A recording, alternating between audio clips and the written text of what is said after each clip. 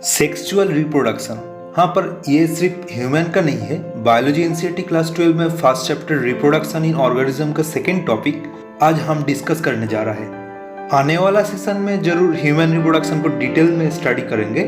तो चैनल में अगर आप नए हैं, सब्सक्राइब बटन को जल्दी से क्लिक करके साथ में बेल आइकन को दबा के ऑल नोटिफिकेशन को इनेबल कीजिए ताकि नया वीडियो का अपडेट आपको मिलते रहे। Hi guys, I am Kalim. You are watching Feel the Biology. Let's try to feel biological science. Reproduction mainly दो तरह का है, एसेक्सुअल एंड सेक्सुअल। दोनों का डेफिनेशन एंड एसेक्सुअल रिप्रोडक्शन को ऑलरेडी मैंने डिस्कस किया ये वीडियो में। ये सेशन अगर आपने अभी तक नहीं देखा तो ऊपर आई बटन में लिंक है, क्लिक करके देख सकते हैं। सेक्सुअल रिप्रोडक्शन का मेन 3 पॉइंट है। पहला, male and female gamete formation, मतलब ऑपोजिट सेक्स का गैमेट बनना बहुत जरूरी है। दूसरा, fusion of male and female gamete, यानी दो ऑपोजिट सेक्स का गैमेट फ्यूज होकर नया ऑर्गेनिज्म का जन्म देगा। तीसरा, offspring are not identical to the parent और अमॉन्ग देमसेल्फ। क्योंकि यहाँ पर ऑपोजिट सेक्स वाला गैमेट फ्यूज हो रहा है, इसलिए जितने भी ऑफस्प्रिंग बनता है वो आपस में तो आइडेंटिकल नहीं होते, उसका पेरेंट से भी अलग होता है। एसेक्सुअल रिप्रोडक्शन के कंपैरिजन में सेक्सुअल रिप्रोडक्शन एक स्लो प्रोसेस है। इसमें डिफरेंट सेल या डिफरेंट बॉडी पार्ट बल्कि डिफरेंट पेरेंट की इन्वॉल्वमेंट है, इसलिए ये एसेक्सुअल से ज़्यादा कॉम्प्लेक्स है। इसका मैकेनिज्म कई सारे इवेंट से कंप्लीट होता है। एनसीईआरटी इसलिए सेक्सुअल रिप्रोडक्शन को इलाबोरेट प्रोसेस बोला है।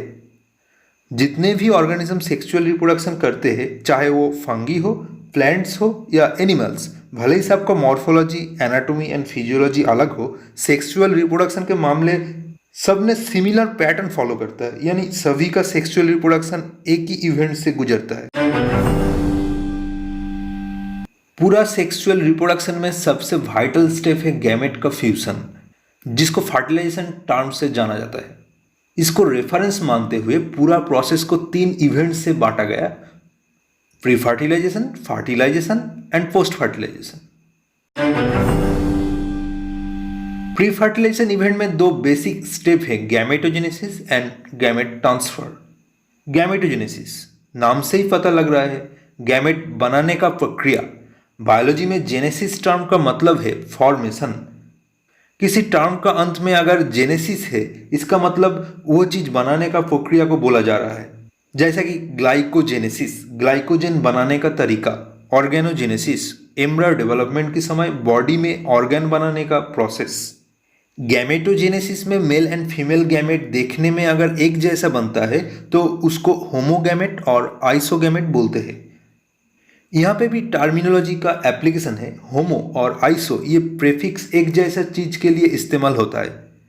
सेल बायोलॉजी में हमने पढ़ा है होमोलोगस क्रोमोजोम, मतलब क्रोमोजोम एक ही लोकस में रहता है। ऐसा ही केमिस्ट्री में आइसोमर एक पॉपुलर टर्म है। आइसोमर यानी सेम मॉलिक्यूलर फार्मूला वाला कंपाउंड। कुछ एल्गी जैसे कि क्लैडोफोरा आइसोगैमेट बनाता है।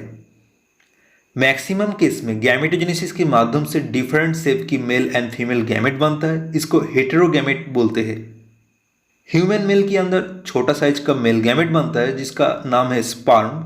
फीमेल के अंदर स्पर्म से काफ़ी बड़ा स्पेरिकल ओवम बनता है। इसका डिटेल हम ह्यूमन रिप्रोडक्शन के अंदर चर्चा करेंगे।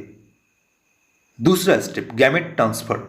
मेल एंड फीमेल गैमेट का मिलन के बिना सेक्सुअल रिप्रोडक्शन पॉसिबल ही नहीं है, पर क्योंकि ये दो ऑपोजिट सेक्स का गैमेट डिफरेंट बॉडी पार्ट बल्कि डिफरेंट इंडिविजुअल में बनता है, फ्यूजन होने के लिए इनको पास आना बहुत जरूरी है।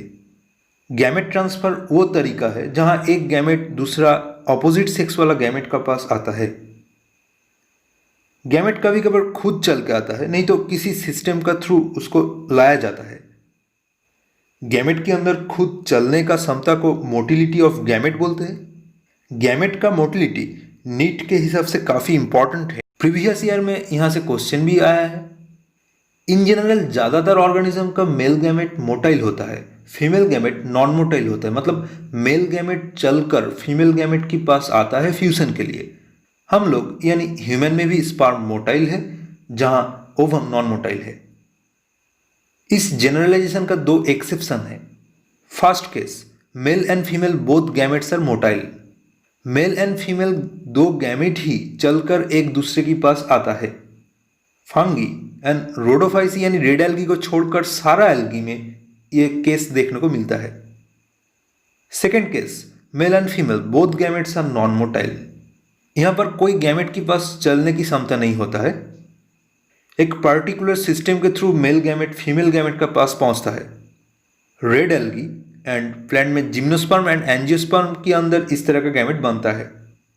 गैमेट ट्रांसफर में ट्रांसफर मीडियम का भूमिका इंपॉर्टेंट है। बहुत सारे प्लांट एल्गी, ब्रायोफाइट, टेरिडोफाइट के लिए वाटर एज ए मीडियम कम करता है। तो ये था प्री फर्टिलाइजेशन इवेंट। गैमेट बन भी गया, एक दूसरे का पास में भी आ गया। अब जो होने जा रहा है ये सबसे वाइटल एंड इम्पॉर्टेंट इवेंट है पूरा सेक्सुअल रिप्रोडक्शन का, यानी फर्टिलाइजेशन। हमने फर्टिलाइजर वर्ड सुना है जो जमीन को उर्वर करके क्रॉप प्रोडक्शन में मदद करता है। यहाँ पे भी फर्टिलाइजेशन एक ऐसा प्रोसेस है जिसके जरिए नया ऑर्गेनिज्म का प्रोडक्शन होता है। इसको सिनगैमी भी बोलते हैं। सिन यानी मेनी और गैमी गैमो से आया है जिसका मतलब है फ्यूजन। यहाँ पर दो हैप्लॉइड सेल फ्यूज होके एक डिप्लॉइड जाइगोट बना रहे। अब ये सिनगैमी होगा कहाँ? दो ऑपोजिट सेक्स का गैमेट बॉडी का अंदर भी फ्यूज हो सकता है, बाहर भी हो सकता है। एक्सटर्नल फर्टिलाइजेशन यानी सिनगैमी बॉडी का बाहर एल्गी, फिश, एम्फीबिया में देखने को मिलता है। यहाँ वाटर एक्सटर्नल मीडियम की तरह काम करता है। इंटरनल फर्टिलाइजेशन होता है फंगी में, एल्गी को छोड़कर सभी प्लांट में, और हायर एनिमल्स जैसा कि रेप्टाइल्स, बर्ड्स एंड मैमल के अंदर। अब आते हैं लास्ट इवेंट में जो फर्टिलाइजेशन का बाद होता है। इसका दो फेज है, जाइगोट फॉर्मेशन एंड एम्ब्रायोजेनेसिस। फर्टिलाइजेशन में मेल एंड फीमेल गैमेट का जो फ्यूजन हुआ है उसका ही रिजल्ट है जाइगोट। ये ग्रीक वर्ड जाइगोटॉस से लिया गया है जिसका मतलब है टू जॉइन। एनसीईआरटी इसके बारे में कहते हैं zygote is the vital link that ensures continuity of species between organism of an generation and the next। Zygote नहीं बनेगा तो नया ऑफस्प्रिंग पैदा नहीं होगा, जनरेशन आगे नहीं बढ़ेगा, स्पीसीज भी खत्म हो जाएगा। हम लोग बल्कि सारे सेक्सुअल रिप्रोडक्शन करने वाला जीव का लाइफ इसी जाइगोट से ही शुरू होता है। सेक्सुअल रिप्रोडक्शन का आखिरी फेज है एम्ब्रायोजेनेसिस। ये बेसिकली एक डेवलपमेंटल प्रोसेस है जहां पर यूनिसेलुलर जाइगोट से मल्टीसेलुलर एम्ब्रायो का डेवलप होता है। इसके दौरान जाइगोट माइटोसिस सेल डिवीजन भी करता है, साथ में हर एक सेल डिफरेंशिएट होता है। तो सेक्सुअल रिप्रोडक्शन का सारा इवेंट को देख के हमने ये महसूस कर रहे जो एनसीईआरटी भी मेंशन किया, भले ही रिप्रोडक्शन का ये तरीका एलाबोरेट कॉम्प्लेक्स हो, इसका सारा इवेंट एक रेगुलर सीक्वेंस फॉलो करता है। पहले गैमेट बना, उसके बाद एक दूसरे का पास आया, फिर मिलकर जाइगोट बना और अंत में जाइगोट एम्ब्रायो में डेवलप हो गया। एनसीईआरटी इस टॉपिक में और कुछ टर्म मेंशन किया जैसे कि monoecious, bisexual, myocytes, parthenogenesis etcetera. वो सब पॉइंट भी एग्जाम के हिसाब से इंपॉर्टेंट है, इसलिए अगला सेशन में बचे हुए चीज़ को एक्सप्लेन करूँगा। आज का सेशन अच्छा लगा तो प्लीज़ वीडियो को लाइक कीजिए, साथ में ज़्यादा से ज़्यादा शेयर कीजिए। और एक चीज़, इस टॉपिक का MCQ, biology, health, lifestyle related blog, बहुत सारे स्टडी रिसोर्सेज, एग्जाम साइट का लिंक एंड अपडेट सब कुछ अवेलेबल है मेरा वेबसाइट www.feelthebiology.com पे।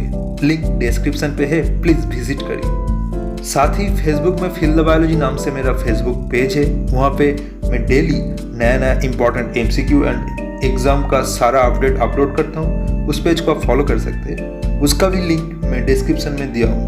तो फिर से मिलते हैं अगले वीडियो में। Thank you.